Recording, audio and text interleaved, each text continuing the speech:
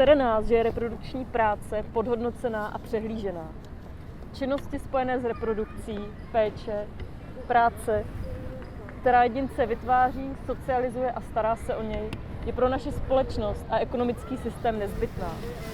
Současný systém, který je založený na principu ziskovosti, nikoli potřeb, ji považuje za samozřejmost a proto je společensky a finančně podhodnocená.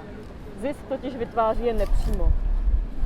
Těmto činnostem, tradičně považovaným za ženské, jako je starání se o nemocné, péče o domácnost a výchova dětí, je obecně přisuzován nižší status, ať už je vykonává žena či muž.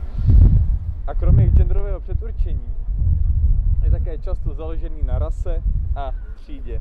Jestli vás to taky sere, přijďte s náma vyjádřit váš a náš názor 8. března na náměstí Míru.